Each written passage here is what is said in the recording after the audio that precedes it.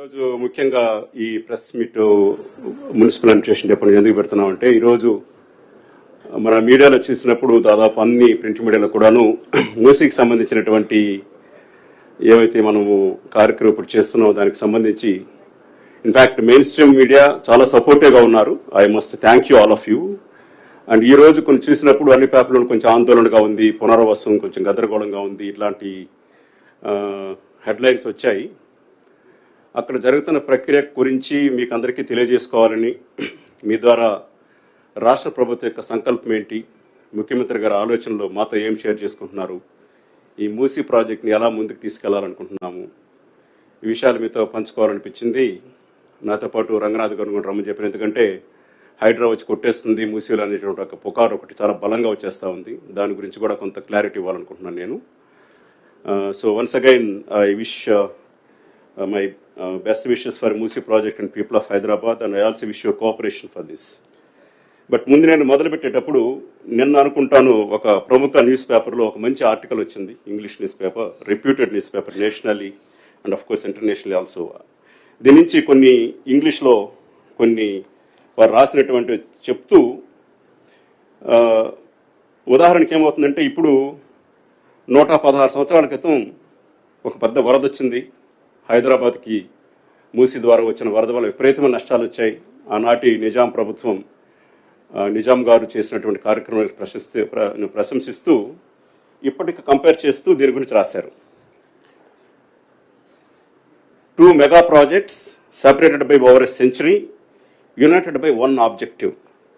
2 పెద్ద మెగా ప్రాజెక్టులు ఒక సెంచరీ దూరంలో ఉంటూ కూడాను ఒకే ఒక కృత నిశ్చయంతో, ఒక దృఢ నిశ్చయంతో యునైట్ అయి ఉన్నాయి అని చెప్పి రాస్తారు. దీంట్లో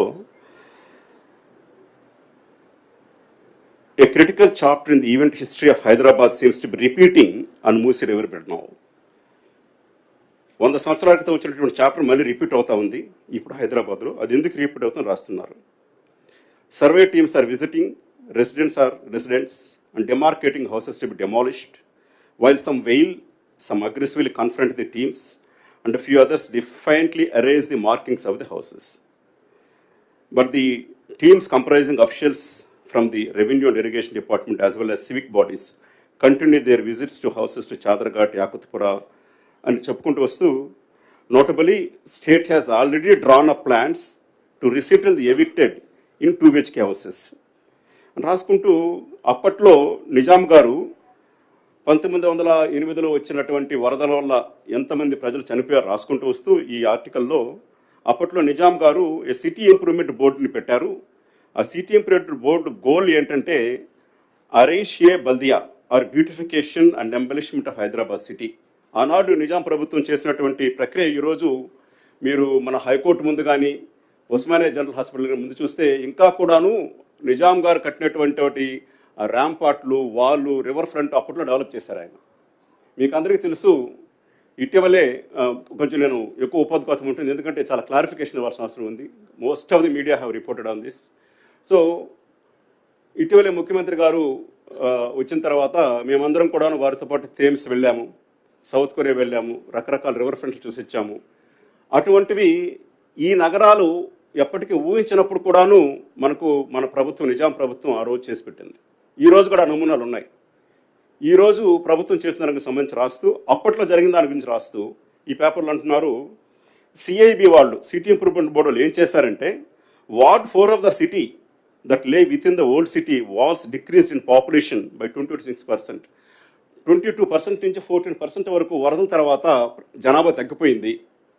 దాదాపు 10,000 మందిని ఆనాడు కూడా షిఫ్ట్ చేసి వాళ్ళకి ఇల్లు కట్టించి వాళ్ళని అక్కడ పంపించారు అని చెప్పుకుంటూ వస్తూ, ఇప్పుడు కూడాను అది జరుగుతూ ఉంది అని చెప్పుకుంటూ వస్తూ, ఇప్పుడు మోడర్న్ ట్విస్ట్ అని ఒకటి పెట్టి, it is necessary to bring in to existence more gardens, parks. ఇది నేను చదువుతున్నది మోక్షగుండం విశ్వేశ్వరయ్య చేసిన కొటేషన్ ఇస్తున్నారు ఇక్కడ. It is necessary to bring in to existence more gardens, parks and open spaces wherever possible in order to provide playgrounds for children and places of recreation for the public large, wrote renowned engineer Mokshagunda Visvesvaraya in a 1930 report about the ongoing City Improvement Board project.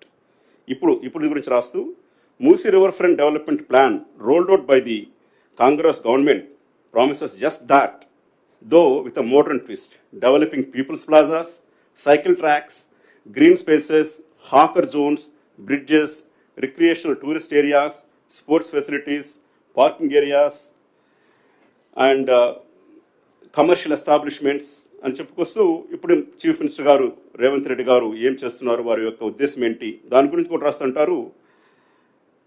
It requires a tremendous amount of courage to carry out such large scale changes అని చెప్పుకొస్తూ many have backed away from doing it, present government doing it అంటున్నారు. So thank you very much for bringing such a kind of comparison, ఇటువంటి comparison తీసుకురావడము.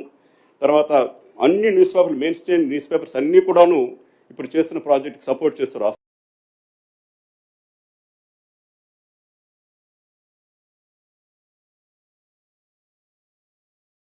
చేస్తున్నాము.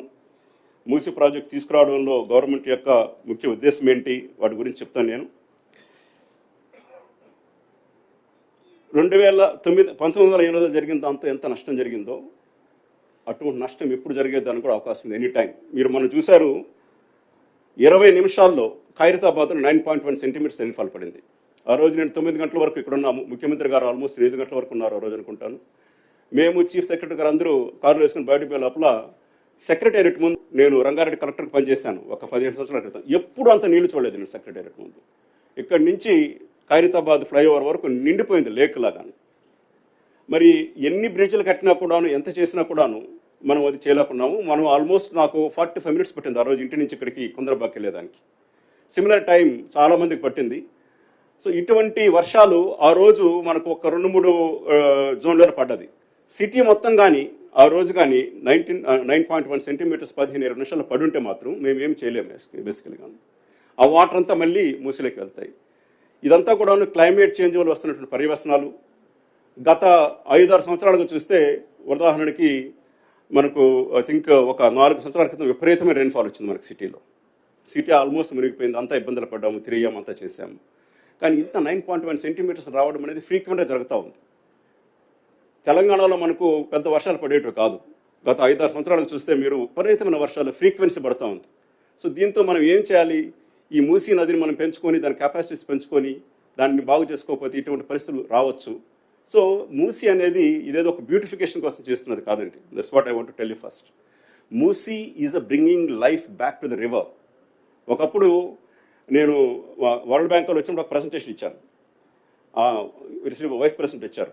ఈ నగరం గురించి టావర్నియర్ అనేటువంటి ఒక ఫ్రెంచ్ ట్రావెలర్ 1650లో రాస్తాడు. మచిలీపట్నం అనే పోర్టు దగ్గర నుంచి ఈ రివర్ మొదలవుతుంది. ఈ రివర్ వెంబడి ఒక ట్రేడ్ రూట్ ఉంది, దాన్ని చార్మినార్ దగ్గర నుంచి వెళ్తుంది. దీంట్లో వెళ్ళినప్పుడు డైమండ్స్ కల్చరల్గా ఉండేటువంటిది ఈ నగరాన్ని, ప్యారిస్ నగరంలో ఉన్నటువంటి ఆ పురాణా పూల్ని పాంట్ నూఫ్ అనేటువంటి ప్యారిస్లోని బ్రిడ్జ్తో పోలిస్తాడు. ఈ రోజు కూడా పాంట్ నూఫ్కి మీరు వెళ్ళారంటే, రిటర్న్లో వెళ్ళొచ్చాను నేను. సో బ్యూటిఫుల్, అక్కడికి వెళ్ళిన వారు ఆ పాంట్ నూఫ్ బ్రిడ్జ్ని చూసి వస్తారనమాట. హోప్ డైమండ్ ఇక్కడ దొరికింది, చాలా ప్రసిద్ధి కలిగినటువంటి రాజధాని. ఆర్లియాన్స్ అనేటువంటి నగరంతో పోలిస్తూ తీసుకొచ్చారు. మేము అవంతా చూపెడుతున్నాం బేసికల్గా.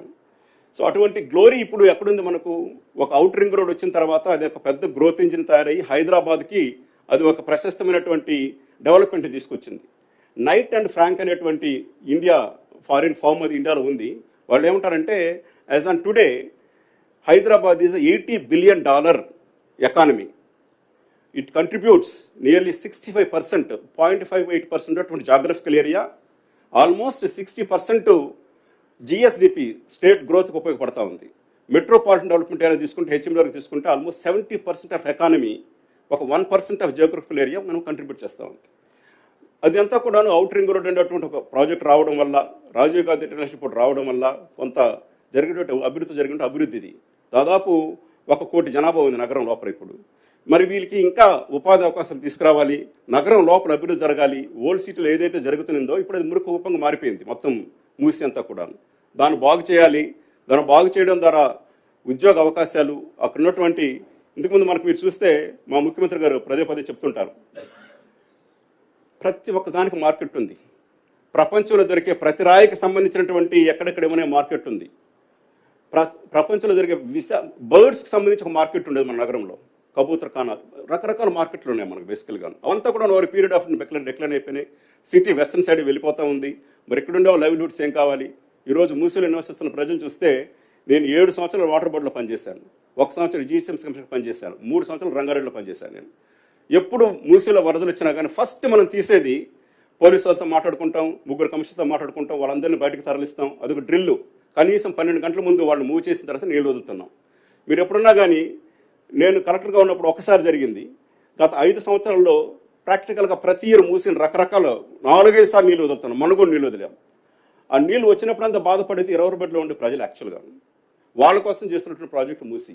అట్లాగే అక్కడ ఉన్నటువంటి ఉపాధి అవకాశాలు. ఒకప్పుడు పాయింట్ న్యూఫ్ అనేటువంటి బ్యూటిఫుల్ బ్రిడ్జ్, మీరు కావాలంటే ప్యారిస్కి వెళ్ళి పాయింట్ న్యూఫ్ మీరు గూగుల్లో చూస్తే బ్యూటిఫుల్ బ్రిడ్జ్, అటువంటి బ్రిడ్జ్ని పోల్చినటువంటి బ్రిడ్జ్ ఈరోజు పురాణాపూల్ బ్రిడ్జ్ పరిస్థితి ఎట్లా ఉందంటే చాలా దారుణంగా ఉంది. ఆల్మోస్ట్ ఒక 17-18 బ్రిడ్జ్లు వాటి మీద కట్టి ప్రజలకి, అక్కడ ఉన్న లోకల్ పీపుల్ కానీ వాళ్ళని తీసుకొచ్చి వాళ్ళని డెవలప్ చేయాలనే ఉద్దేశం ప్రభుత్వంకు ఉంది. ఇవన్నీ పెట్టుకుంటూ ఒక రివర్ని బ్యాక్ తీసుకురావడం, ఏ రివర్ అయినా కానీ. ఇటీవలే ముఖ్యమంత్రి గారు మీరు చెప్పాను, థేమ్స్ నదికి పోయాం. 50 కిలోమీటర్ల స్ట్రెచ్ అన్నమాట. లండన్ నగరం కూడాను రీడెవలప్మెంట్ కావడానికి ఉపయోగపడింది థేమ్స్ రివర్. అట్లాగే చియాంగ్ చాంగ్ అనేసి ఒక రివర్కి వెళ్ళాం మొన్న సోల్లో. ముఖ్యమంత్రి గారు మేము కలిసి నడిచాం. ఒక రివరు, ఐ థింక్ అది 8.7 కిలోమీటర్స్ రివర్.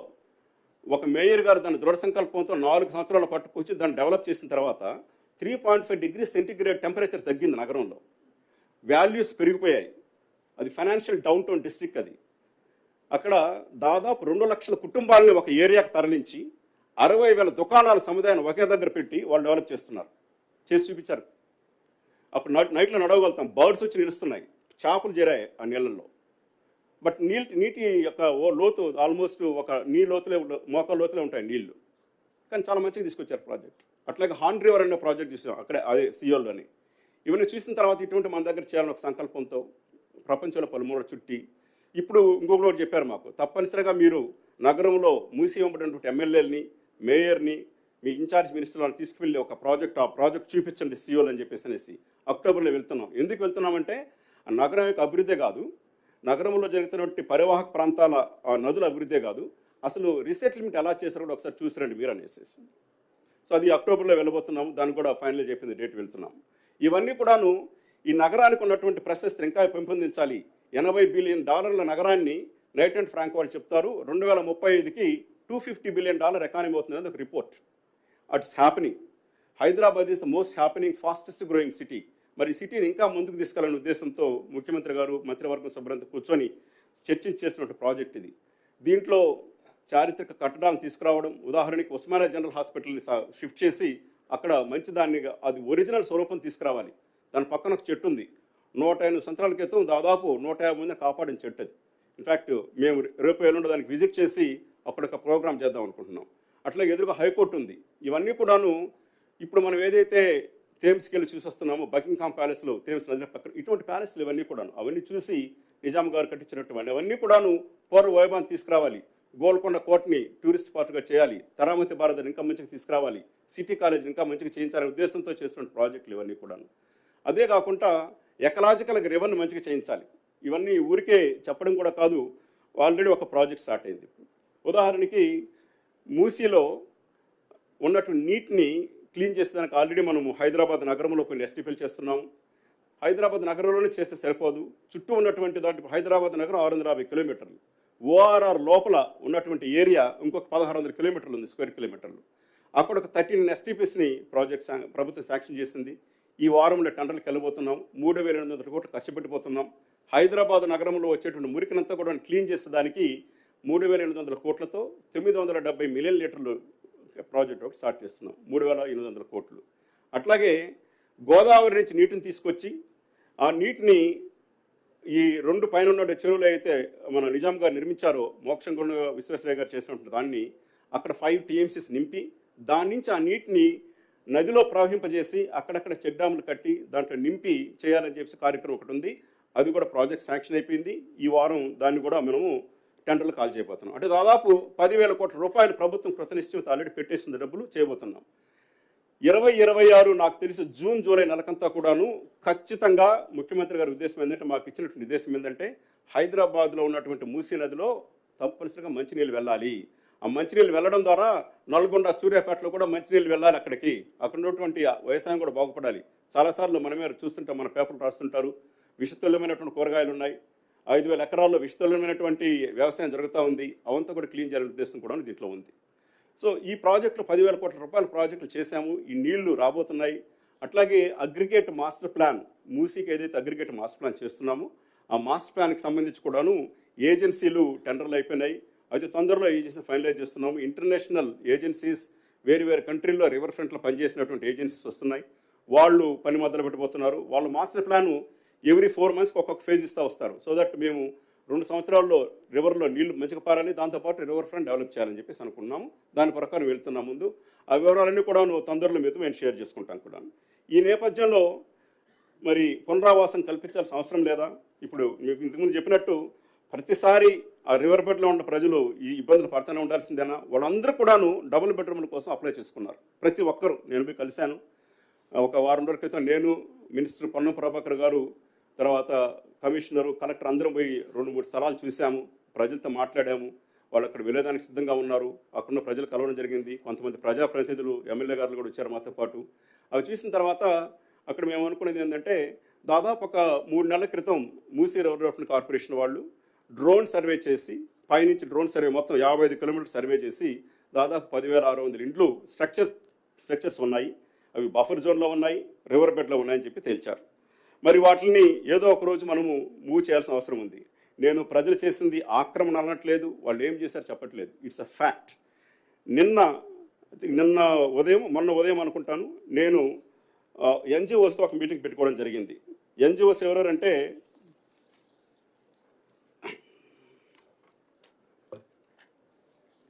ప్రముఖ ఎన్జిఓలు. వీరందరూ కూడాను అక్కడ ఉన్నటువంటి మూసానగరు వాటన్నిటిని కూడాను కాపాడుతూ వచ్చినటువంటి వాళ్ళు. వాళ్ళందరూ వచ్చారు. ఉదాహరణకి ప్రొఫెసర్ హరగోపాల్ గారు వచ్చారు, గౌరవనీయులు. అట్లాగే బ్రదర్ వర్గీస్ అనేసి మాంట్ఫోర్డ్ బ్రదర్స్ వాళ్ళు వచ్చారు. దెన్ లిస్సీ జోసెఫ్ అని ఒక ఆవిడ, వాళ్ళతో ఆల్మోస్ట్ 30 years నుంచి ఆ రివర్ బెడ్లో పనిచేసినట్టు వాళ్ళందరూ కూడా పిలిపించుకోవడం జరిగింది. 15 ఆర్గనైజేషన్స్ వచ్చారు వాళ్ళతో పాటు. సమీరా బేగం, సయీద్ బిలాల్, అంజం యాస్మిన్, ఫరియా బేగం, వీళ్ళందరూ వచ్చి వాళ్ళతో కూర్చొని ఆల్మోస్ట్ 2-3 గంటలు వాళ్ళతో కూర్చోవడం జరిగింది. దానికి ముందు వాళ్ళతో ఇంకా కూడాను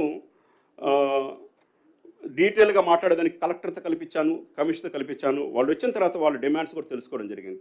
వాళ్ళ డిమాండ్స్కి సంబంధించి వాళ్ళు ఏం చెప్తున్నారంటే, సడన్గా మీరు మూవ్ చేస్తున్నారు సార్, బలవంతంగా తీసేస్తున్నారు, మమ్మల్ని కొట్టేస్తారని భావిస్తుంటే, అమ్మ కొట్టాలనుకుంటే ప్రభుత్వం ఎప్పుడు మొదలు పెట్టేది, ఆ ఉద్దేశమే లేదు ప్రభుత్వానికి.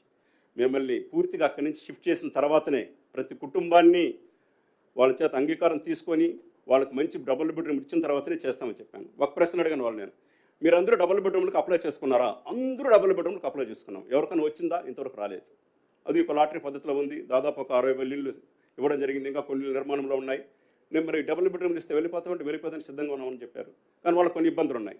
ఆ ఇబ్బందులు ఏంటంటే, ఉదాహరణకు సడన్గా మేము ఇక్కడి నుంచి వెళ్ళిపోతాము, మా పిల్లలు చదివేం కావాలి, ఇక్కడి నుంచి వెళ్ళిపోతాము, మేము ఒక ఇళ్లలో పనిచేసుకుంటున్నాము, మా లైవ్లీహుడ్ ఏం కావాలి అంటే, దాంట్లో వాళ్ళతో మాట్లాడిన తర్వాత ముందు నుంచి ఒక సర్వే మొదలుపెట్టాం. ఇక్కడ అర్బన్ కమ్యూనిటీ డిపార్ట్మెంట్ ఒకటి ఉంది మనకి జిహెచ్ఎంసీలో. సెల్ఫ్ హెల్ప్ గ్రూప్లో మెప్మా వాళ్ళు చూస్తుంటారు. వాళ్ళందరినీ పెట్టి సర్వే చేస్తున్నాం. ఆ సర్వే 2-3 నుంచి జరుగుతూ ఉంది. అది దాంట్లో ప్రతి ఇంట్లో ఉన్నటువంటి మహిళలు ఎవరున్నారు, ఆ మహిళలు ఏం చేస్తున్నారు, తర్వాత వాళ్ళకి సెల్ఫ్ హెల్ప్ గ్రూపుల ద్వారా వాళ్ళకి సహకారం అందించిన మహిళా శక్తి ప్రోగ్రాం చాలా చేయాలి మేము. ఉదాహరణకి అర్బన్ డెవలప్మెంట్ డిపార్ట్మెంట్ 5,000 కోట్ల రూపాయలు 140 మున్సిపాలిటీలకు పెట్టాలి. దాంట్లో ఆల్మోస్ట్ 2,500 కోట్లు జిహెచ్ఎంసీలో ఖర్చు పెట్టాల్సిన అవసరం ఉంది. దాని కింద వాళ్ళకి తప్పనిసరిగా మేము ఈ ఎన్జిఓస్తో కలిసి కమిటీ ఏర్పాటు చేశాము. దానికి మన మున్సిపల్ కమిషనర్ అబ్రపాలి గారు, దివ్యా దేవరాజన్ సిఇఓ సర్ప్ ప్రజావాణి స్పెషల్ ఆఫీసరు, అట్లాగే గౌతమి అనేసి మా జేఎండి గారు, అలాగే 2-3 ఆఫీసర్స్, వాళ్ళతో పాటు ఎన్జిఓస్ను కూడాను. ఉదాహరణకి సంధ్య గారు, వారితో పాటు సజయ్ గారు, మీరా అనేసేసినటువంటి ట్రాన్స్జెండర్కి సంబంధించినటువంటి ప్రతినిధి ఒకరు కలిశారు మమ్మల్ని అక్కడ. వాళ్ళని కూడా పెట్టి వీళ్ళతో సర్వే మొదలు పెడుతున్నాము. 1 month లోపల వీళ్ళతో యాక్షన్ ప్లాన్ తయారు చేయించి ప్రతి ఉమెన్ కూడాను, సెల్ఫ్ హెల్ప్ గ్రూపులు ఉన్న వారికి అందరూ కూడాను బ్యాంక్ లోన్లు వడ్డీలో కూడా తీయించడం, వాళ్ళకు ఒక ప్రాజెక్ట్స్ పెట్టించడం, ఉపాధి కల్పించడం. దాంతోపాటు సెల్ఫ్ హెల్ప్ గ్రూపులు లేని వాళ్ళు కూడాను తప్పనిసరిగా సెల్ఫ్ హెల్ప్ గ్రూపులు చేర్పించడం అనేది ఒకటి పెట్టుకున్నాం. ఇంకొక ఇబ్బంది వాళ్ళు తెలియజేసింది ఏంటంటే, దీని ద్వారా కనీసం ఇన్ఫ్యాక్ట్ మీరు చూసుంటారు, మహిళలను కోటేశ్వరులు చేస్తామని చెప్పేసి గవర్నమెంట్ సంకల్పం. ఏమి ఇక్కడ కూడా ఉండొచ్చు కోటేశ్వరులు, వాళ్ళు కూడా తయారు చేస్తాం మేము. వాళ్ళందరూ కూడా అర్బన్లో ఉన్నవాళ్ళు, స్కిల్స్ ఉన్నాయి, ఆ స్కిల్స్ ఇంప్రూవ్మెంట్ చేయించాలి. స్కిల్స్ కూడా తప్పనిసరిగా ఇంప్రూవ్ చేయించి వాళ్ళకి తగు సదుపాయాలు ఏర్పాటు చేస్తాము. వాళ్ళకి దగ్గరలోనే కుట్టు కేంద్రాలు కావచ్చు, వాళ్ళు కొంతమంది పాలు అమ్ముకుంటామని చెప్తున్నారు, బికాస్ గడ్డి దొరుకుతా ఉంది అక్కడ. ఇటువంటివి ఏం చేయొచ్చు అవంతా కూడాను అందరూ కూడా ఆఫీసర్స్, యంగ్ ఆఫీసర్స్, ఎన్జిఓస్ అందరూ కూడా విపరీతమైనటువంటి చాలా కాలంగా 30 సంవత్సరాలు ఇదే నదీ గర్భంలో ఉన్నటువంటి ప్రజలతో కలిసి పనిచేస్తున్న వాళ్ళతో కలిపి ప్రోగ్రామ్ చేయడం జరుగుతుంది. ఎడ్యుకేషన్కి సంబంధించి చెప్పుకొచ్చారు, మా పిల్లలు చదువుకుంటున్నారు. ఈ ఎన్జిఓస్ నాకు చెప్పింది ఏంటంటే, మేము ఎంతో కష్టపడి వాళ్ళని స్కూల్లో చేర్పించాము. ఒక హై స్కూల్ ఉంది అక్కడ, 456 మంది నడుపుతున్నాం. మేము చెప్పామంటే తప్పనిసరిగా నిన్నే ఈ మీటింగ్ పెట్టాను నేను. ఎవరైతే మీటింగ్ పెట్టుకున్నామంటే డైరెక్టర్ స్కూల్ ఎడ్యుకేషన్, టెంబరీస్కి సంబంధించిన ఎండి గారు, అట్లాగే ట్రైబల్ వెల్ఫేర్కి సంబంధించినటువంటి ఆఫీసర్స్, సీనియర్ ఆఫీసర్స్, వాళ్ళందరితో మీటింగ్ పెట్టుకొని ఇమ్మీడియట్గా ఎక్కడైతే 23 లొకేషన్స్లో ఈ 1600 బెడ్రూమ్ 10,000 ఇండ్లు ఎక్కడ గుర్తించున్నామో ఆ ఇండ్లలో ఉన్నటువంటి దగ్గర ఉన్నటువంటి వాటికి ఇప్పుడు ఈ నదీ గర్భంలో ఉన్న వాళ్ళు 14 స్థలాలకు మారుస్తున్నాం. ఆ 14 స్థలాల దగ్గర కూడాను దగ్గర ఉన్నటువంటి టెంబరీస్కి సంబంధించిన, ముస్లింలకు సంబంధించినటువంటి రెసిడెన్షియల్ స్కూల్ ఏముంది, బీసీలకు సంబంధించి, ట్రైబల్ వెల్ఫేర్కి సంబంధించి, సోషల్ వెల్ఫేర్ నుంచి స్కూల్స్ ఏర్పాటు చేస్తున్నాము. బ్యాచింగ్ జరుగుతూ ఉంది.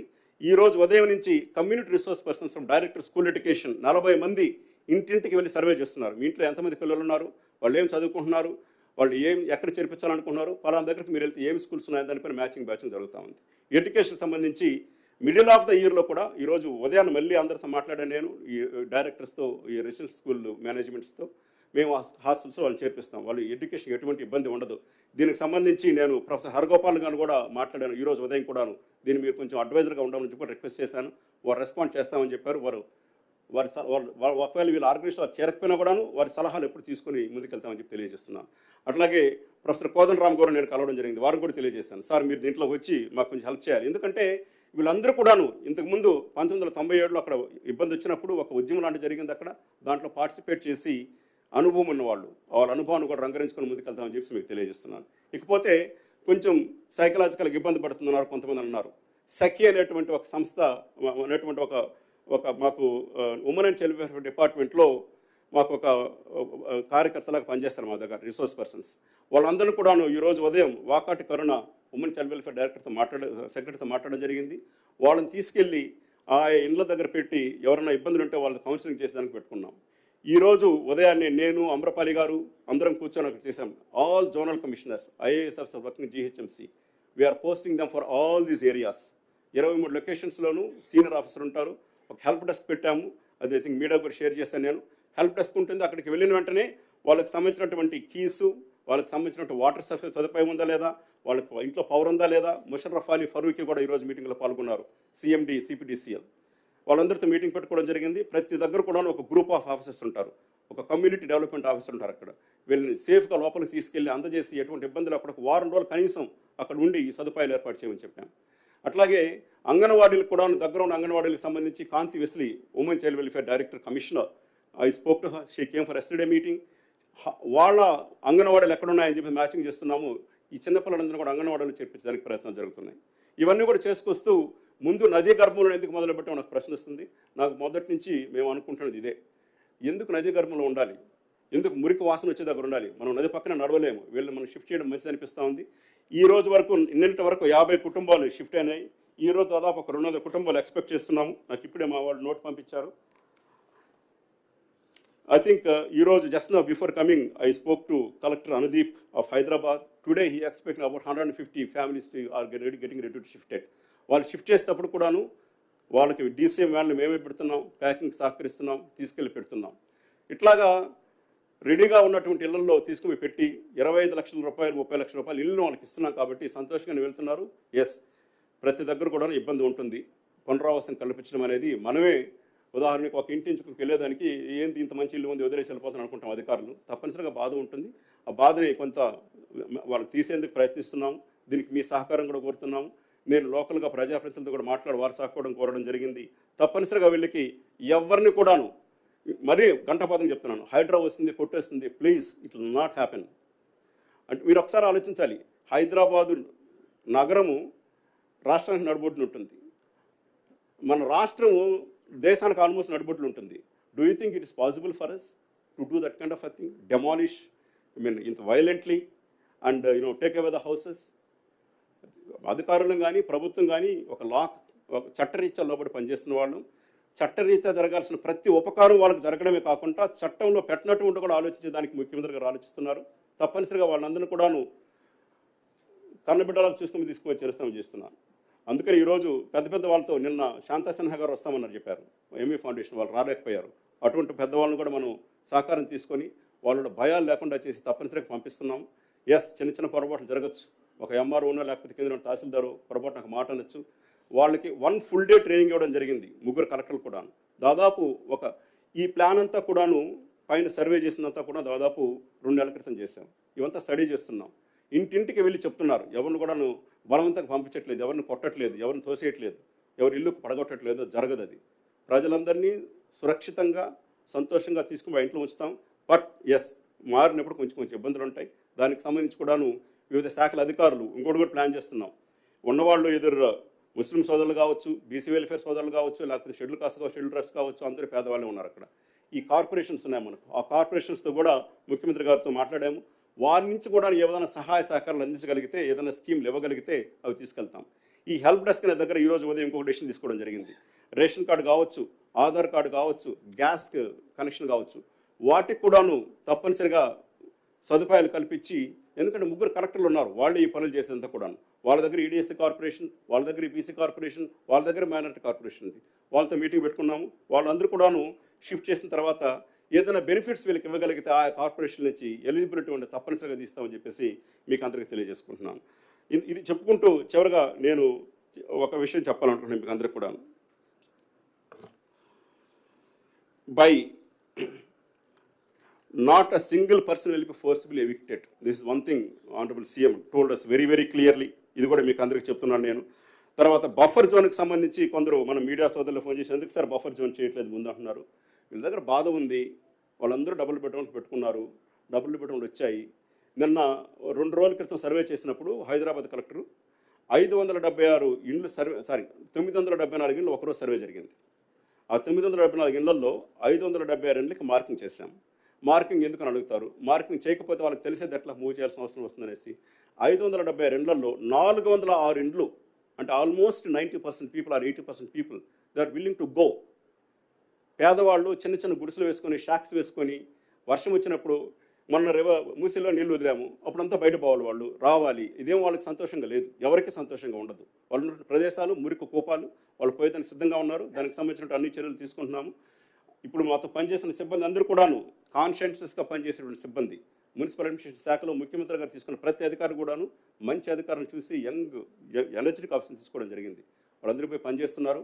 ఈ బఫర్కి సంబంధించి కూడాను గంటపాదంగా చెప్తున్నాం. వాళ్ళకి మన ల్యాండ్ అక్విజిషన్ రిహాబిలిటేషన్ యాక్ట్ ఒకటి ఉంది.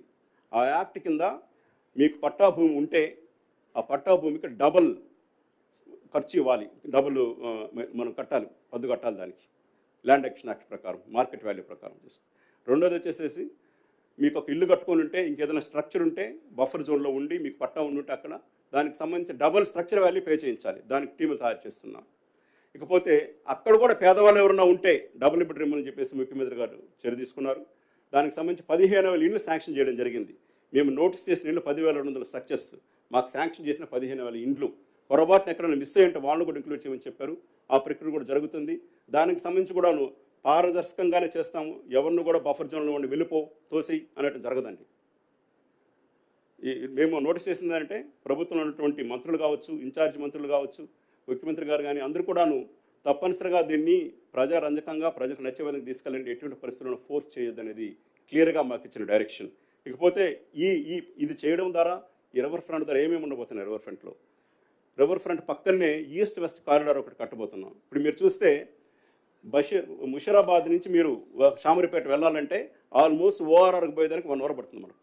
ఈ ఈస్ట్ వెస్ట్ కారిడారు మంచిర్యాల వైపు నుంచి నార్సింగ్ దగ్గర నుంచి మనకు కింద నాగోలు వరకు కట్టామంటే 55 కిలోమీటర్లు. అది కానీ కట్టగలిగామంటే మనం 15-20 నిమిషాల్లో వీళ్ళు ఓఆర్ఆర్ పైన ఉంటారు. అక్కడి నుంచి ఒక 15 నిమిషాల్లో ఎక్కడికి పోవాలంటే అక్కడ పోగలుగుతారు. దీని ద్వారా నగరం లోపల అభివృద్ధి వస్తుంది.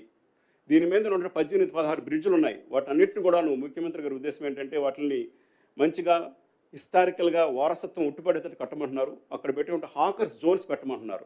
వాటిలో తప్పనిసరిగా హాకర్స్ జోన్ పెట్టడం జరుగుతుంది. దాని ద్వారా అక్కడ నగరంలో ఉన్నటువంటి, ఇప్పుడు మీరు చూస్తే హైకోర్టుకి వెళ్ళే ముందు మనకు 2-3 బ్రిడ్జ్లు ఉంటాయి. వాటిలో జనాలు ఎప్పుడు విపరీతంగా ఉంటారు. సాయంకాలం పోతే అక్కడే అంగడిలో పెట్టుకుని అమ్ముతుంటారు. వాళ్ళందరినీ కూడా మంచి ప్రదేశాలకి మార్చమని ఒకటి ఉందన్నమాట. అది కూడా చెప్పారు. అట్లాగే నగరం నది వెంబడి రిక్రియేషన్ జోన్స్, అట్లాగే పబ్లిక్ ఫ్రీగా పోయేదానికి పార్క్స్ డెవలప్మెంట్స్, జనరంజకంగా ఉండే ప్రోగ్రామ్ చేయడము, ఇవన్నీ చేయడం జరుగుతుంది. ఎస్, బిజినెసెస్ కూడా వస్తాయి. ఇప్పుడు మీరు మూసీ రివర్ ఫ్రంట్ గురించి ఎట్లా ఆలోచిస్తున్నామో ఇదే రకంగా దాదాపు అన్ని నగరాల్లోనూ, ప్రతి నగరంలోనూ, మీరు యూరోప్లో ఎక్కడికి పోయినా కానీ, అమెరికాలో ఎక్కడికి పోయినా ప్రతి నగరంలోనూ ఒక నది ఉంటుంది. నది వెంబడి బిజినెసెస్ జరుగుతున్నాయి. దే హ్యావ్ బికమ్ బిలియనీరింగ్ తయారయ్యారు. దాంట్లో పేద ప్రజలు కూడా హక్కులు కల్పించడం జరుగుతుంది. పేద ప్రజలు తీసేయడం జరగదు. ఎవరైతే ఇప్పుడు అక్కడక్కడ అంగళ్ళు పెట్టుకొని ఉన్నారో వాళ్ళందరినీ రీఓరియంట్ చేసి తప్పనిసరిగా వాళ్ళకి ఆఖరి జోన్స్లోనే ప్లేస్ ఇవ్వడం జరుగుతుంది అనేది ముఖ్యమంత్రి గారికి ఉద్దేశం. అది కూడా మీకు అందరికీ తెలియజేసుకుంటున్నాను నేను. ఇకపోతే ఎప్పుడు కూడాను ముఖ్యంగా మనం గమనించాల్సింది క్లైమేట్ చేంజ్ అనేది is in our door step. జరుగుతూ ఉంది ఇప్పుడు క్లైమేట్ చేంజ్. ఈ క్లస్టర్ ఆఫ్ రైన్స్ ఎన్ని పడుతున్నాయో ఇంక ముందుకు మనం చూడలేదు. మేము కలెక్టర్గా పనిచేసినప్పుడు 5-6 సంవత్సరాలకు ఒక రెయిన్ వచ్చేది, ఇంత పెద్ద రెయిన్. ఇప్పుడు ప్రాక్టికల్గా ఎవరీ 10 రోజులకు వస్తూ ఉంది రెయిన్. హెవీ రెయిన్ వచ్చేస్తూ ఉంది, డౌన్ పోర్ వస్తూ ఉంది. మనం ఎంత చేసినా ఏమి అరకట్లేకపోతున్నాం. అందుకని ఈరోజు నగరంలో చూస్తే కూడాను వాటర్ హోల్డింగ్ స్ట్రక్చర్ చేయమని చెప్పారు సీఎం గారు. ఆల్మోస్ట్ 10 ప్రాంతాల్లో మొదలుపెట్టాం. ఒక్కొక్కటి 10 లక్షలు. అటువంటివి ప్రతి దగ్గర వాటర్ నిలిచే దగ్గర చేయాలని, ఇక్కడే కాదు వరంగల్లో చేయాలి, కరీంనగర్లో ప్రతి నగరంలో ఐడెంటిఫై చేయించారు. ఆ ప్రోగ్రామ్ జరుగుతూ ఉంది. అట్లాగే మనం హైడ్రాన్ తీసుకొచ్చినప్పుడు ముఖ్య ఉద్దేశం హైడ్రాది డిజాస్టర్ మేనేజ్మెంట్కి సంబంధించినటువంటి చేయాలని చెప్పాము. తెలంగాణ కోర్ అర్బన్ రీజన్కి సంబంధించి ఒక సబ్ కమిటీని ఏర్పాటు చేసి దానికి నేను సెక్రటరీగా ఉన్నాను. దాంట్లో వివిధ సెక్రటరీలు ఉన్నారు. మేమందరం కూడా హైదరాబాద్ నగరాన్ని డిజాస్టర్ ప్రూఫ్గా ఎలా చేయాలి. ఒక్కసారి విపరీతమైన వర్షం ఊర్లో పడిందంటే అన్ని పనులు ఆగిపోతాయి, ఎవరు పోరు, నగరానికి నష్టం వస్తుంది. మీరు బయట నగరాలు మనం చూసినప్పుడు పెద్ద పెద్ద వర్షాలు తట్టుకుని నగరాలు కట్టుకున్నారు. వాళ్ళు విపరీతంగా డబ్బులు ఖర్చు పెట్టారు. దానివల్ల నగరంలో ఉన్నటువంటి బిజినెసెస్ దెబ్బతినట్లేదు. పేద ప్రజలు ముఖ్యంగా హర్ట్ అయ్యేది ఎవరంటే చిన్న చిన్న బిజినెస్ల వాళ్ళ బిజినెస్ కొట్టుకుపోతాయి, వర్షాలు తడిచిపోతాయి. వాటిని కూడా ప్రొటెక్ట్ చేయాల్సిన అవసరం ఉంది. ఇటువంటివి ట్రాఫిక్ సమస్యలు రాకుండా దానికి హైడ్రాన్ తీసుకురావడం జరిగింది. ఇటువంటి మంచి ఆలోచనతో ముందుకెళ్తున్నాం. We also request your full cooperation in this. దయచేసి ఎక్కడైనా ఇబ్బందులు ఉంటే నాతో మాట్లాడుతున్నారు మీడియా సోదరులు. అండ్ దెన్ సోషల్ మీడియాలో వస్తున్నట్టు దాన్ని మనం కౌంటర్ చేయాల్సిన అవసరం ఉంది. మన నగరానికి సంబంధించినటువంటి వారసత్వ సంపదని మనం తిరిగి సంపాదించుకోబోతున్నాం. నగరానికి జీవనదిలాగా దాన్ని తయారు చేయాలని అనుకుంటున్నాం. 26 సంవత్సరానికంతా కూడాను ఆ నదిలో మంచి నీళ్ళు పారుతుంటాయి. అక్కడక్కడ చెక్ డ్యాములు కడతాము. దానికి సంబంధించి కొంచెం 10,000 కోట్ల రూపాయలు ప్రాజెక్ట్ శాంక్షన్ అయ్యి ఈ వారంలో నెక్స్ట్ వారం టెండర్ వస్తుంది. 1 మంత్లో ఏజెన్సీస్ వస్తారు. ఒక 2 మంత్స్లో వర్క్ స్టార్ట్ అవుతుంది. ఇది ఉంది కాబట్టే మనం కొంచెం వీళ్ళని తరలించడం జరుగుతూ ఉంది. బట్ ఈ తరలించడంలో ఎక్కడ కూడా బలవంతపు తరలించడం ఉండదని చెప్పేసి మీకు పత్రికాముఖంగా మా ప్రజాప్రతినిధులకి అట్లాగే నగర ప్రజలందరికీ తెలియజేస్తున్నాను. ఇది ఒక్క మూసీకి సంబంధించిందో ఆ ఏరియాకి సంబంధించిందో కాదు, ఇది మన నగరానికి మొత్తానికి సంబంధించింది. ఎట్లయితే ఓఆర్ఆర్ గ్రోత్ కారిడార్ వచ్చి విపరీతమైనటువంటి అభివృద్ధి తీసుకొచ్చిందో, 10 లక్షల స్థలాలు ఈరోజు 100 కోట్లే కూర్చున్నాయో, ఈ యొక్క మూసీ నది కూడా అటువంటి సంపదని, అటువంటి వారసత్వ సంపదని తీసుకురాబోతుంది. అక్కడున్న ప్రజలకు మేలు చేయబోతుంది. కాబట్టి దీన్ని మీరందరూ సహకరించాలి. మేమైతే ఏర్పాటు చేసిన కమిటీల్లో వీలైనంత మంది స్వచ్ఛంద సంస్థ తీసుకోవాలనుకుంటున్నాం. వాళ్ళతో కలిసి పనిచేస్తాం. We will walk with the people, we walk with the people's organizations, we will walk with media in this entire thing అని తెలియజేసుకుంటూ నేను సెలవు తీసుకుంటున్నాను. Thank you very much. Yeah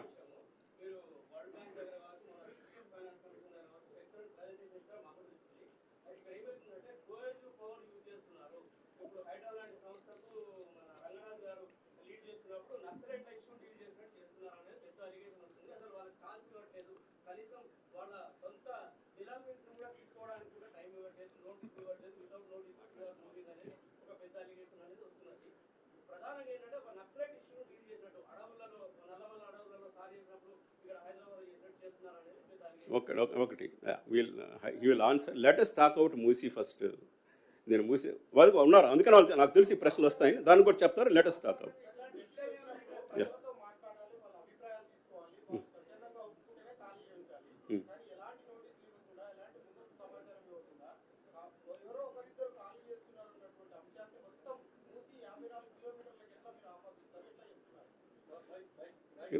Musi 54 కిలోమీటర్లకి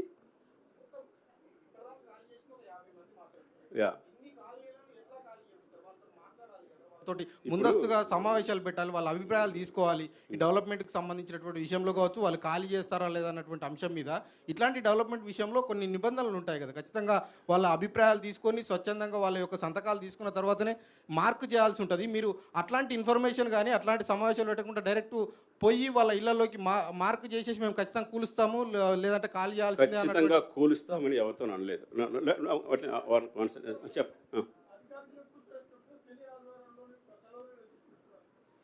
let's limit to Musi first, then see Ranganath తీసుకొచ్చాను కదా నేను. ఎందుకు తీసుకొచ్చాను?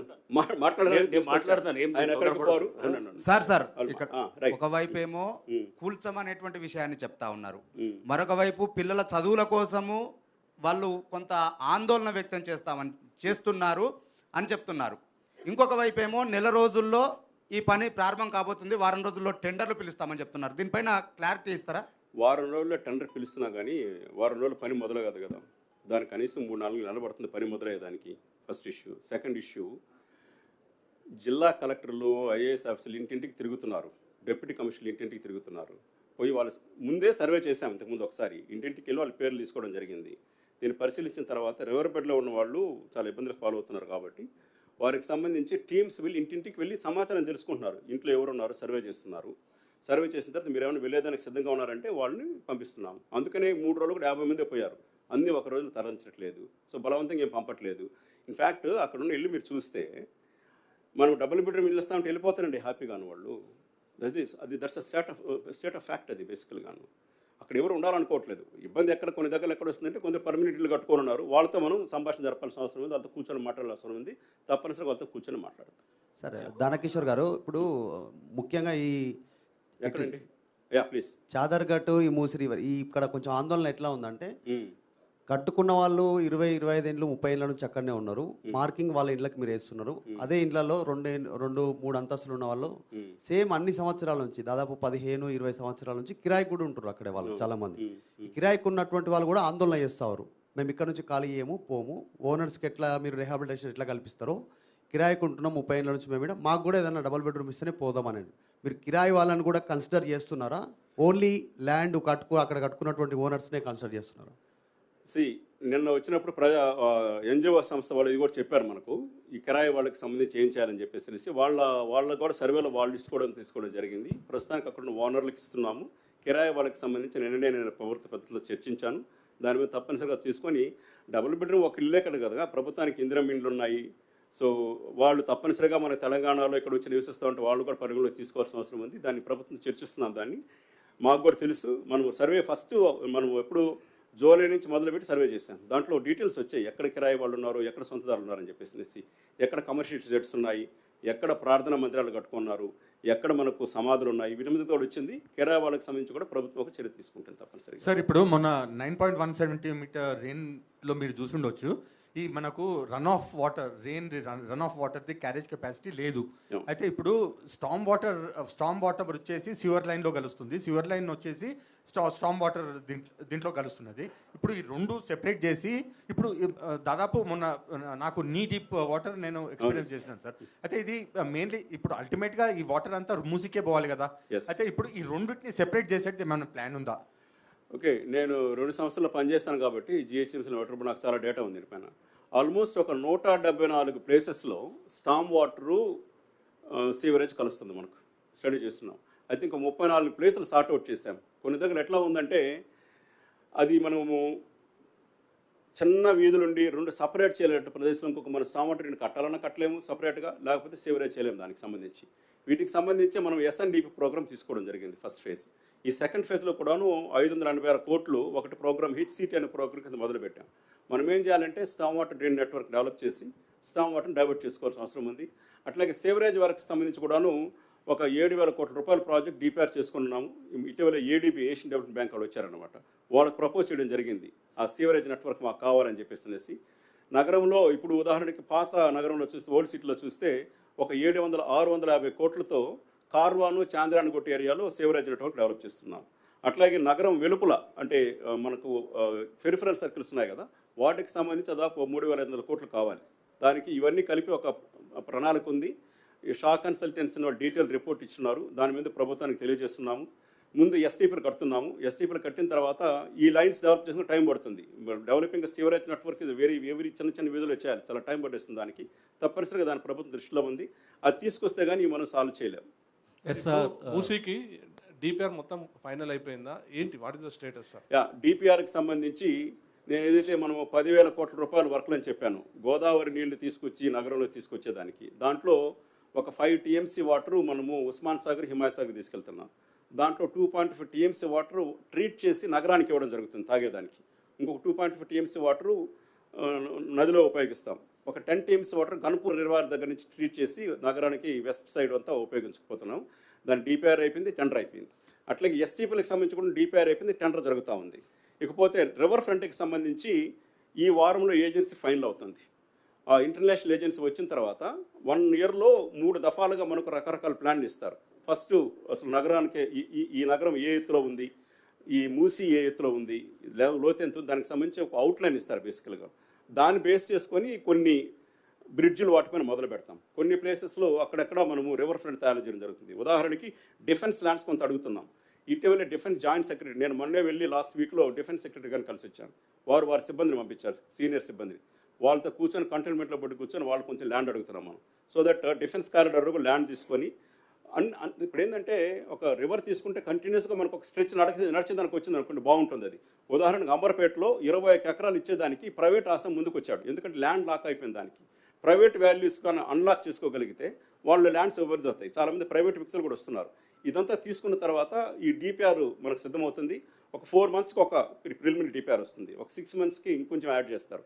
సో వాళ్ళు ఇచ్చిన దాన్ని బట్టి మనము వర్క్స్ చేసుకుని టెండర్ చేసుకుంటూ పోవాల్సి సార్, మూసీని ఆనుకొని దాదాపుగా వేలాది మంది చిన్న చిన్న కుటీర పరిశ్రమలు పెట్టుకొని నివసిస్తూ ఉన్నారు. వారికి సంబంధించినటువంటి విషయంలో ఇప్పటి వరకు ఎక్కడ కూడా ఏం చేస్తారు, ప్రభుత్వం నుంచి ఎలాంటి సహకారం అందుతున్నటువంటి విషయం ఇప్పటివరకు ఎక్కడా లేదు. ఈరోజు మూసరాంబాగ్ వద్దకి మేము గ్రౌండ్ రిపోర్ట్కి వెళ్ళినప్పుడు వాళ్ళందరూ దాదాపుగా ఒక 1000 నుంచి 1500 మంది అక్కడ ఉపాధి పొందుతున్నటువంటి వాళ్ళను పలకరించాం. దాంతోపాటుగా మూసరాంబాగ్ మూసీని ఆనుకున్నటువంటి ఒక 50 నుంచి 60 షెడ్లలోకి వెళ్ళి మేము అడిగితే వాళ్ళు ఏమంటున్నారంటే 30-35 ఏళ్ళ నుంచి ఉంటున్నాము, మా అందరికీ పట్టాలు ఉన్నాయి, మేము ఇక్కడ భూమి కొనుక్కొని ఉన్నాము, ఇప్పుడు ఏకాఏకిన మమ్మల్ని పొమ్మంటున్నారు, 500 గజాలు 1000 గజాలలో మాకు ఉన్నటువంటి షెడ్లను వాళ్ళు ఇస్తారా అనేటువంటి మాట కూడా చెప్తా ఉన్నారు. దాంతోపాటుగా ఉమ్మడి కుటుంబాలు ఉన్నటువంటి వాళ్ళు చాలామంది కనబడతా ఉన్నారు మేము వెళ్ళినటువంటి ప్లేసెస్లలో. మీరు ఒకటే డబుల్ బెడ్రూమ్ ఇస్తే ఉమ్మడి కుటుంబంలో కూడా రచ్చ జరిగేటువంటి అవకాశాలు ఉన్నాయి అన్నటువంటి మాటలు కూడా వినబడతా ఉన్నాయి. దానికి ఏమైనా సొల్యూషన్ చూసారా? మీరు 3 ప్రశ్నలు అడిగారు. ఒకటి, అక్కడ ఉన్నటువంటి నివసిస్తున్న వారి జీవనోపాధులు ఏంటి, రెండోది పట్టాలు ఉన్నాయి ఏం చేయాలి, మూడోది ఉమ్మడి కుటుంబాలు. ఇన్ఫ్యాక్ట్ ఈ ప్రాజెక్ట్ మొత్తంలో మేము చేసిన కాంపోనెంట్లో 5-6 కాంపోనెంట్లు ఉన్నాయి. ఒకటేమో క్లీన్ రివరు, ఒకటేమో రివర్ ఫ్రంట్ డెవలప్ చేయడము, ఇంకొకటి వచ్చేసేసి జీవనోపాధులు ఎలా, అక్కడ ఉన్నటువంటి జీవనోపాధులు ఏం చేయాలి. ఇంతకుముందు ఒక 50 సంవత్సరాల క్రితం ఒక ఆర్టిసాన్, ఒక కళాకారుడు అక్కడ ఉండి సంపాదించుకుంటున్న డబ్బులు ఇప్పుడు సంపాదించుకోగలుగుతున్నారు. జనాభా ఎక్కువైపోయింది ఆ నగరంలో, డెన్సిటీ విపరీతంగా ఉంది. వాళ్ళకి ఏం చేయాలనేది ఒకటి ఉంది. ఇంకా మిగతా ప్లాన్లు ఉన్నాయి. నువ్వు జీవనోపాధులకు వచ్చినప్పుడు ముఖ్యమంత్రి గారు కానీ మంత్రివర్గ గారు క్లియర్గా మాకు చెప్పింది ఏంటంటే ఆ ఏరియాలో పనిచేసేటువంటి వాళ్ళందరూ కూడాను, ఇప్పుడు నేను అదే చెప్పాను మీకు, మీరు ఆ రివర్ ఫ్రంట్ ఒకసారి మీడియాకి నేను ఒకసారి ఇంటరాక్ట్ అవుతాను, మేబీ ఒక 1 మంత్లో. I will show you what we're doing. చియాంగ్చాంగ్ అనే రివరు ఎగ్జాక్ట్లీ మన మూసీలో సగం ఉంటుందండి విడ్త్. దాని పక్కన ఉన్నటువంటి 2 లక్షల మంది 60,000 షాపులు పెట్టుకునేవాళ్ళు. అది చెప్తున్నాను నేను. వాళ్ళందరినీ ఒకే ప్రాంతానికి తరలించి అక్కడ మంచి థ్రైవింగ్ బిజినెస్ వచ్చింది మనకు. ఇటువంటి ప్లాన్ని చూడమని చెప్పేసి మమ్మల్ని ముఖ్యమంత్రి గారు పంపిస్తున్నారు. ఇప్పుడు ఏంటంటే ఈ మూసీ చుట్టూ కానీ చార్మినార్ పెడిషనల్ ప్రాజెక్ట్ కానీ అక్కడంతా కూడాను దుకాణాలు మంచిగా ఉన్నాయి. లాట్ బజార్ కావచ్చు, రకరకాల బజార్లు ఉన్నాయి. వాటన్నిటిలో కూడాను రకరకాల ప్లాన్ జరిగాయి ఇంతకుముందు కూడాను. ఆ ప్రజలందరూ కూడాను ఎవరు కొంటారు వాళ్ళ దగ్గర? ఇప్పుడు మన నగరంలో ఉండేవాళ్ళు, దూరంగా వచ్చిన వాళ్ళు కొనాల్సిందే. కానీ బయట వాళ్ళు, ఫారిన్ వచ్చి మన దగ్గర కొన్నప్పుడే మనకు దానికి వాల్యూ ఎక్కువ చేసి అమ్మగలుగుతున్నారు మన వాళ్ళు. అటువంటి నగరాలకు సంబంధించినటువంటి అన్ని పరిశ్రమలు ఏవైతే వాళ్ళు కుల వృత్తులతో పాటు కళాకారులు రకరకాలు చేసుకుంటున్నారో అవన్నీ కూడాను ఎక్స్పోజ్ చేయాలి మనం ఇంటర్నేషనల్గాను. వాళ్ళు వచ్చినప్పుడు వీటిని కొనగలుగుతారు. అటువంటి వృత్తులు చేసుకునే వాళ్ళని, అటువంటి కళాకారుల్ని, అటువంటి వ్యాపారస్తులు, చిన్న వ్యాపారస్తులు కూడా తప్పనిసరిగా మూసీలో భాగం వాళ్ళు. ఉదాహరణకి ఇప్పుడు లెటెస్సే హైకోర్టు కావచ్చు, లేకపోతే భవనం కావచ్చు, ఇప్పుడు మన ఈ హాస్పిటల్ ఉస్మానియా హాస్పిటల్ భవనం కావచ్చు. Can we make the good hawkers zones there so that వీళ్ళందరూ కూడా అక్కడ వచ్చి. ఇప్పుడు ఏమవుతుంది, చార్మినార్ చుట్టే కూడుకొని పోవాలి, ఆ లాట్ బాజార్ చుట్టూ ఇరుక్కొని ఉండాలి, ఆ లోపలికి పోయాలంటే ఈజీగా పోగలగాలి. ఉదాహరణకి మీరు కింగ్స్ బజార్ అనేసి ఒకటి ఉంటుంది మనకు ఇస్తాన్బుల్లో.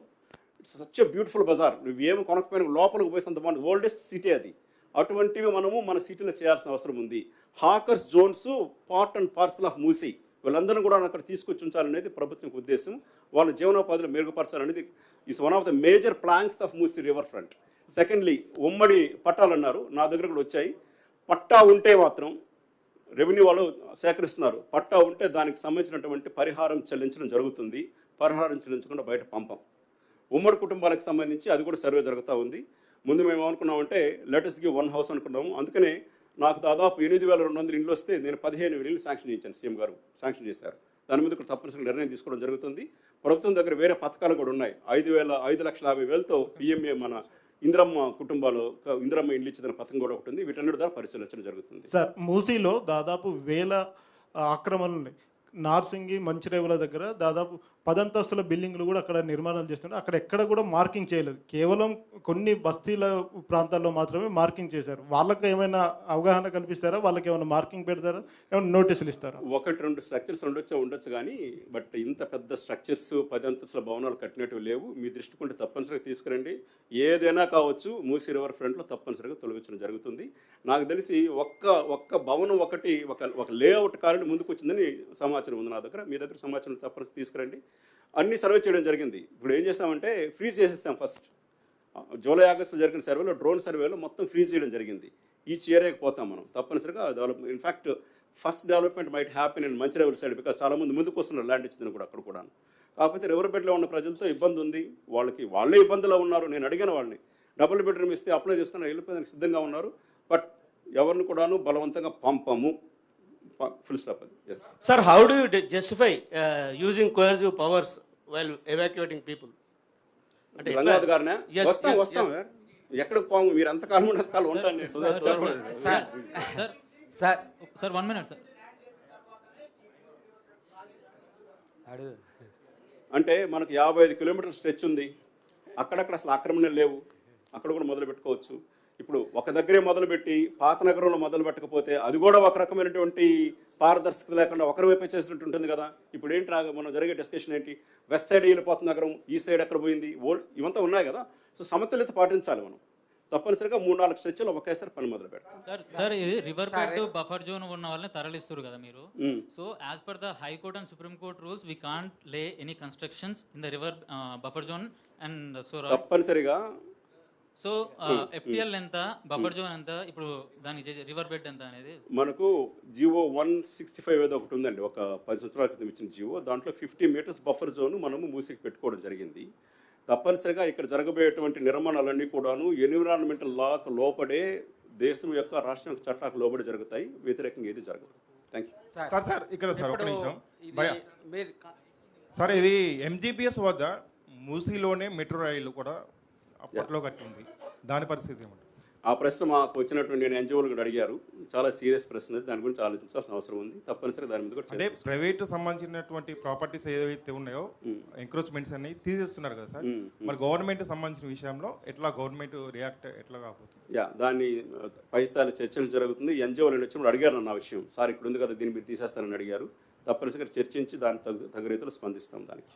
సార్, ఇది చాలా బిగ్ ప్రాజెక్టు. కాకపోతే మీరు చేసే మెథడ్ ఇప్పుడు ఓన్లీ ప్రజాప్రతినిధులు, ఎమ్మెల్యేలను వాళ్ళని పరిగణన తీసుకుంటున్నట్టుంది. ఎందుకు ఆల్ పార్టీ మీటింగ్ పెట్టట్లేదు? All party all party meeting is a political decision. They will take at the appropriate time. Okay, నా లెవెల్లో నేను చేయగలిగింది. అంటే మేజర్ అడ్డీలు అదే కదా సార్, అన్ని పార్టీలు వ్యతిరేకిస్తున్నాయి, ఇంక్లూడింగ్ మజ్లిస్. తప్పనిసరిగా నేను ప్రభుత్వ పెద్దల దృష్టికి తీసుకెళ్తాను. మీరు చెప్పింది దాని ప్రకారం యాక్షన్ తీసుకుంటాను. Thank you sir. ఇప్పుడు మీరు తొందర లేదంటున్నారు, ప్రాజెక్టుకి సంబంధించిన ఫండింగ్ సంబంధించి టెండర్లు అని చెప్తున్నారు. మీరు ఒక డెడ్ లైన్ అంటూ పెట్టుకున్నారా? ఈ లోపు ఇక్కడి నుంచి వెళ్ళిపోవాలి అనేది ఒకటి పెట్టుకున్నారా? అట్లా చెప్తే ప్రజలని సమ్మతితో పంపించడమే డెడ్ లైన్. అంటే ఎన్ని ఏండ్లు కావాలంటే మరి ఎంత వస్తే అంత చేసుకుంటా పోతే ఇంకేం చేస్తాం? ఇప్పుడు మీరు అడిగేది ఎట్లుందంటే అంటే మీరు నాకు ఒక న్యూస్ పెట్టేసి మెడ కట్టేస్తున్నారు, అది కాదు. Okay sir. ప్రజల సమ్మతితోనే ప్రాజెక్టులు ఓకే, మొదలవుతుంది. రెండో సార్. కొన్ని దగ్గర మన ఖాళీగా ఉంది, అక్కడ కూడా మొదలు పెడతాం పనులు. అంటే రెండో క్వశ్చన్ సార్, మీరు చాలా కాలంగా సర్వే చేస్తున్నాం అంటున్నారు, కానీ చాలా కాలంగా కాదు, 2-3 నెలల నుంచి చేస్తున్నాం అంటున్నారు. చాలా మంది కూడా అక్కడి నుంచి వెళ్ళిపోవడానికి సిద్ధంగా ఉన్నారని కూడా చెప్తున్నారు. కానీ జరిగే ఈ రాద్ధాంతం అంతా కూడా ఏమనుకుంటున్నారు మీరు? జరిగే రాద్ధాంతం ఎక్కడుందంటే, కొంతమంది పర్మనెంట్ ఇల్లు కట్టుకొని ఉన్నారు. కొన్ని దగ్గర కొన్ని మండలాల్లో రివర్ బెడ్లో కూడాను 4-5 అంతస్తులు వేసుకుని కట్టుకొని ఉన్నారు. వాళ్ళకి న్యాచురల్గా బాధ ఉంటుంది. ఇంతకాలం బతుకుతున్నారు, రెంటల్ ఇన్కమ్ వస్తుంది, వాళ్ళని కన్విన్స్ చేయాలి. ఇష్యూ వీళ్ళ దగ్గర ఉంది.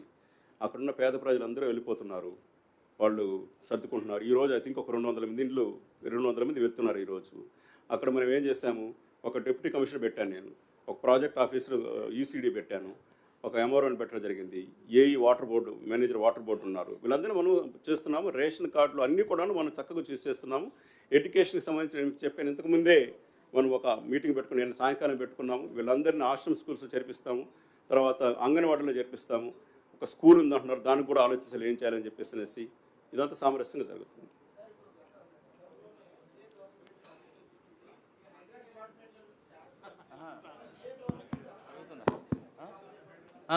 సార్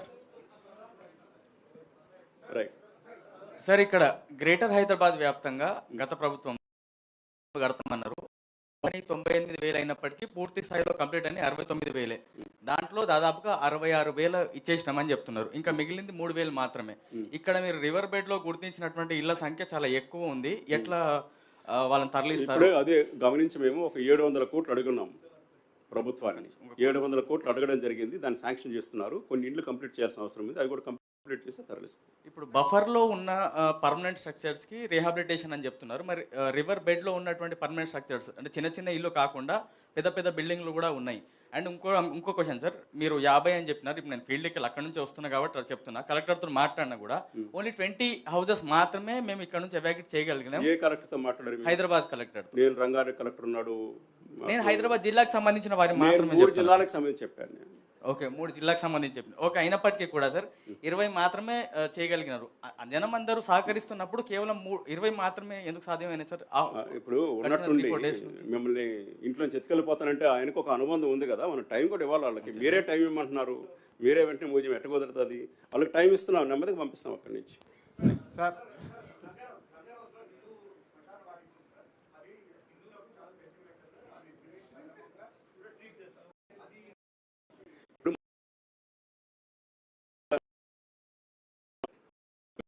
చేశారు, గంగా నది పక్కన చేశారు, నమామి గంగే, అక్కడ అన్ని కూడా శ్మశానాలని తగు రీతిగానే వాటిని సత్కరించి మూవ్ చేయడం జరిగింది. వాటికి ఇబ్బంది జరగలేదు. We follow similar process. Sir, ఇప్పుడు మూసీ రివర్ ఫ్రంట్ గురించి సార్, కాంగ్రెస్ ప్రభుత్వం అధికారంలోకి వచ్చిన ఒక 1-2 నెలల్లోనే దీనికి మీరు విదేశీ టూర్కి వెళ్ళి తెలుసుకొని వచ్చారు సార్. అంటే అప్పటి నుంచి ఒక ప్లాన్ ఉన్నప్పుడు ఈ ఎవాక్యుయేషన్ కావచ్చు, ఈ నిర్వాసితులను ఇది చేయడం కావచ్చు, ఒక యాక్షన్ ప్లాన్ అనేది అప్పటి నుంచే ఎందుకు పెట్టుకోలేకపోయారు? ఒకటి, సడన్గా టెండర్లు పూర్తి అయిపోయాయి, ఇప్పుడు హడావిడిగా చేస్తున్న పరిస్థితి కనిపిస్తూ ఉంది. అంటే ప్రైవేటు సంస్థ ఏదైతే టెండర్ దక్ష వాళ్ళ ఒత్తిడి ఏమైనా ఉందా సార్ గవర్నమెంట్ మీద? మీరు ఉందనుకుంటున్నారా? అంటే నేను చెప్తున్నాను, లేదు, అలాంటిది ఏమి లేదు. It is a very clear thing. Action plan ఇస్తే టెండర్స్ ఆర్ సైమిల్టేనియస్, అన్ని వర్కులు సైమిల్టేనియస్ జరుగుతున్నాయి. సార్, మీరు అనంతపురం కర్నూలు జిల్లా కలెక్టర్గా చేసినప్పుడు ఆడొక ఇన్సిడెంట్ జరిగినప్పుడు సప్త నదుల సంగమేశ్వరం అంటే దాదాపు 7 నదులు మూసీ రివర్ పైన 65 మంది చనిపోయినప్పుడు మీరు ఒక రిపోర్ట్ పంపించడం వల్ల, మీరు స్పెషల్ యాక్షన్ తీసుకోవడం వల్ల ఈరోజు కొన్ని కిలోమీటర్ల పొడవునా తెలంగాణ అండ్ ఏపీ కలుపుతూ పెద్ద కేబుల్ బ్రిడ్జ్ వచ్చింది. సో కొన్ని మీరు ప్రాజెక్ట్స్ పట్టుకున్నప్పుడు హైదరాబాద్లో కావచ్చు 10 లక్షల లీటర్ల కెపాసిటీ ఉన్న సంపులు తవ్వడం కావచ్చు, అంటే ఒక ఇన్సిడెంట్ని మీరు చాలా కేర్ఫుల్గా తీసుకొని సక్సెస్ఫుల్గా చేయడంలో మీకు ఒక గుడ్ విల్ ఉంది.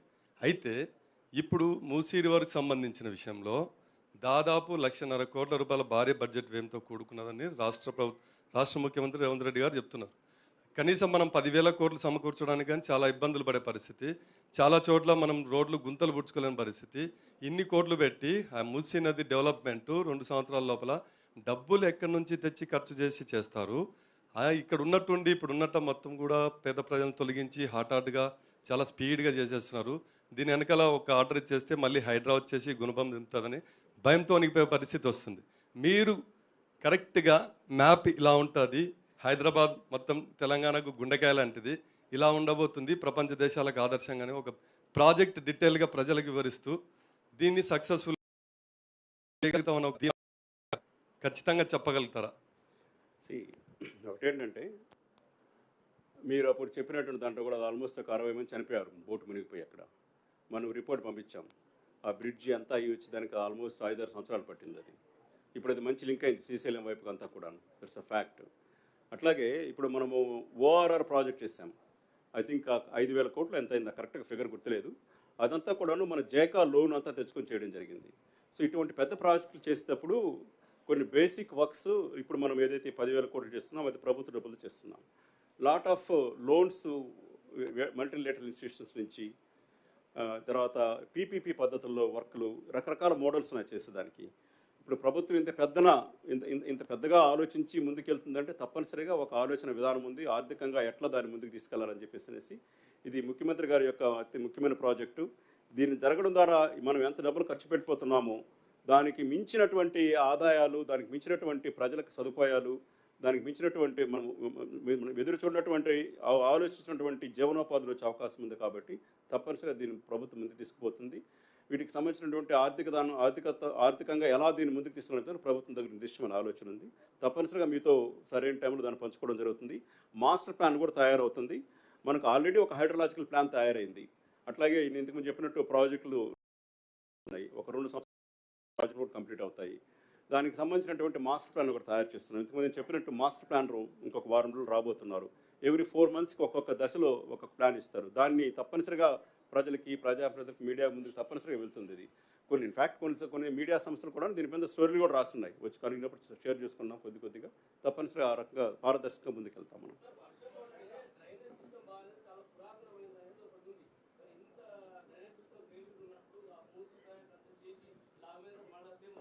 దానికి సంబంధించి ఏం జరుగుతుందంటే మనం ఎస్టీపీలు కట్టినప్పుడు ఏం చేస్తామంటే నాలాల పైన ఐఎన్డి స్ట్రక్చర్స్ కడతామండి, డైవర్షన్ స్ట్రక్చర్స్ అని చెప్పేసి. ఆ డైవర్షన్ స్ట్రక్చర్ ఇప్పుడు ఏమవుతుందంటే మనకు చుట్టూ ఒక దగ్గర మనకు సేవరేజ్ వ్యవస్థ లేదనుకోండి, ఆ నీళ్ళంతా వచ్చి నాలాలో చేరుతూనే నాలా మురికి నాలా అయిపోయింది. ఆ నాలా నుంచి వాటర్ తీసుకొని పక్కనే ఎస్టీపీ కట్టి క్లీన్ చేస్తాం. ఆ పద్ధతి జరుగుతూ ఉంది. ఇది జరుగుతుండగానే మనం ఇంతకుముందు చెప్పినట్టు ఒక 7,500 కోట్ల ప్రాజెక్ట్ తయారు చేస్తున్నాము. ఏడీబీకి తర్వాత మొన్న AIB Asian institute of bank ఒకటి వచ్చింది. వాళ్ళు కూడా చూపించాము. వాళ్ళకి ప్రాజెక్టులు కూడా పంపించి అప్లోడ్ చేస్తున్నాము. అవి తీసుకొచ్చి చేయాలనే ప్రణాళిక కూడా ప్రభుత్వం దగ్గర ఉంది.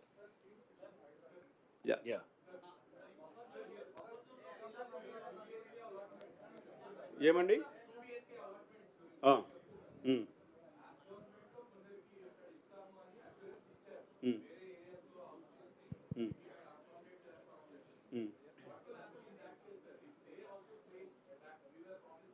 ఇంతకుముందే చెప్పారు కదా, ఆల్మోస్ట్ 30,000 ఇళ్ళు కట్టాల్సి ఉన్నాయని చెప్పేసి. ఆ ఇళ్ళు కూడా ఉన్నాయి, వాటిని పరిగణలోకి తీసుకుంటాం. సార్ బఫర్ జోన్లో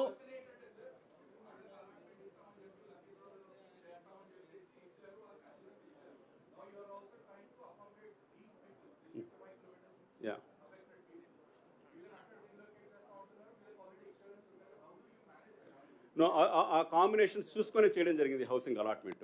very few places we have that problem. Will try to sort it out. By and large, that issue has been sorted out. We've seen that. Very few.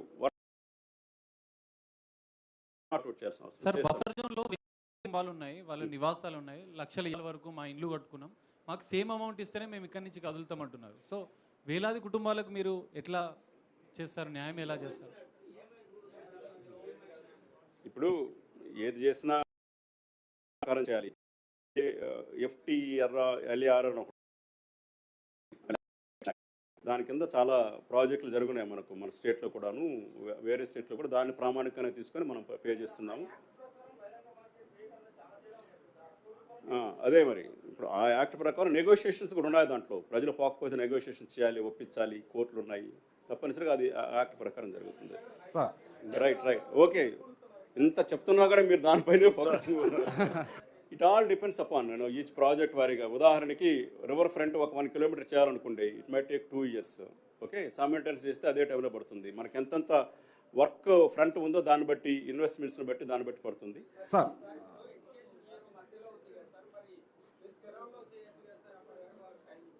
చూస్తాం, అది కూడా ఆలోచిస్తాం. బట్ పోయేదానికి సిద్ధపడుతున్నారు వాళ్ళని. పోనివ్వండి, స్కూల్స్లో ఇన్ఫ్యాక్ట్ ఐ టెల్ యూ, వాళ్ళు ఉన్నారు కదా, చుట్టుపక్కల ఉన్న స్కూల్స్ చిన్న చిన్న స్కూల్స్ ఉన్నాయి, అది కూడా నది పక్కనే ఉన్నాయి. ఇప్పుడు మనం షిఫ్ట్ చేయబోయే స్కూల్స్కి లాట్ ఆఫ్ కాంపిటీషన్ అండి, ఆశ్రమ్ స్కూల్స్ అన్నిటికి కూడాను. ఇంటికి దగ్గర ఉదాహరణకి 40 టెంబ్రిస్ మైనారిటీ వెల్ఫేర్ హాస్టల్స్ ఉన్నాయి మనకు. అంటే మనకు 30 ఉండేది డిప్యూటీ కమిషనర్ జోన్స్. 40 అంటే ప్రాక్టికల్గా ఓల్డ్ సిటీలోనే ఒక 20 ఉన్నాయి. ఇవన్నీ కూడా ఓల్డ్ సిటీ ప్రాంతాల్లో ఉన్నాయి. ఉన్నటువంటి వాళ్ళు కూడా ఆల్మోస్ట్ ఒక 72% మైనారిటీకి సంబంధించిన వాళ్ళు ఉన్నాయి. వాళ్ళకి షిఫ్ట్ చేస్తాము. ఇది మంచి సదుపాయం వాళ్ళకి.